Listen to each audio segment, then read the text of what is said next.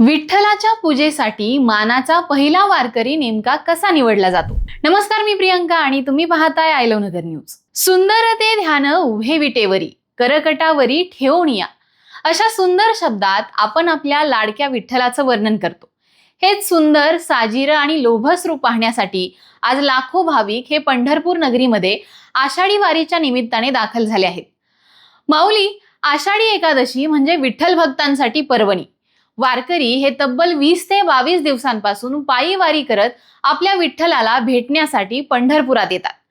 महाराष्ट्रातल्या परंपरेनुसार आषाढी एकादशीच्या दिवशी पहाटे राज्याच्या मुख्यमंत्र्यांच्या हस्ते विठ्ठलाची शासकीय महापूजा पार पडते. हे आपल्या सगळ्यांनाच माहीत आहे. मात्र यावेळी एका वारकरी दाम्पत्याला मुख्यमंत्र्यांसोबत महापूजेचा मान मिळतो. पण कोणत्या वारकऱ्याला मान द्यायचा हे कसं ठरतं आणि कोण ठरवतं, हेच आज आपण या व्हिडिओच्या माध्यमातून जाणून घेणार आहोत. विठ्ठलाच्या पूजेचे मानाचे वारकरी ठरवण्याचा अधिकार हा पूर्णपणे मंदिर समितीला आहे. विठ्ठलाच्या शासकीय पूजेचा प्रकार हा सुद्धा समिती अस्तित्वात आल्यानंतर आलाय. 1973 पासून मुख्यमंत्र्यांच्या हस्ते ही महापूजा केली जाते आणि त्यांच्यासोबत मानाचे वारकरी दाम्पत्य सुद्धा पूजेला उपस्थित असतं आणि ते निवडण्याचा अधिकार मंदिर समितीकडे देण्यात आलाय. विठ्ठलाची पूजा ही पहाटे पार पडते. मुख्यमंत्री मंदिरात आले की मंदिराचे दरवाजे हे बंद केले जातात. त्यानंतर पूजेची तयारी चालू होते. आषाढीच्या आदल्या दिवशी रात्री 11 वाजता दर्शन रांग थांबवली जाते.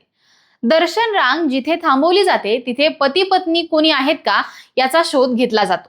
पहिलं दाम्पत्य मिळाल्यानंतर त्यांच्या गळ्यामध्ये तुळशीची माळ आहे का, म्हणजेच ते वारकरी आहेत का, याची विचारणा केली जाते. जर त्या दाम्पत्याच्या गळ्यात तुळशीची माळ असेल तर त्या पती पत्नीची मानाचे वारकरी म्हणून निवड केली जाते. त्यांना मुख्यमंत्र्यांबरोबर पूजा करण्यासाठी बोलावलं जातं.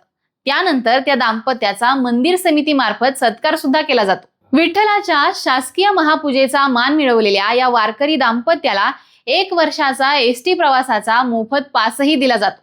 तर अशा पद्धतीने भाग्यानेच किंवा विठ्ठल भक्तीनेच ही निवड होते असं म्हणता येईल. आता आषाढी एकादशी उद्यावर येऊन ठेपली आहे. मात्र यंदा विठ्ठलाच्या महापूजेचा मान कोणाला मिळणार याबाबत आपल्या सगळ्यांनाच उत्सुकता आहे. मात्र यासाठी तुम्हाला उद्याची प्रतीक्षा करावी लागणार आहे. तुम्हाला ही माहिती नेमकी कशी वाटली हे आम्हाला कमेंट बॉक्समध्ये सांगा आणि पाहत राहा आय लव्ह नगर न्यूज.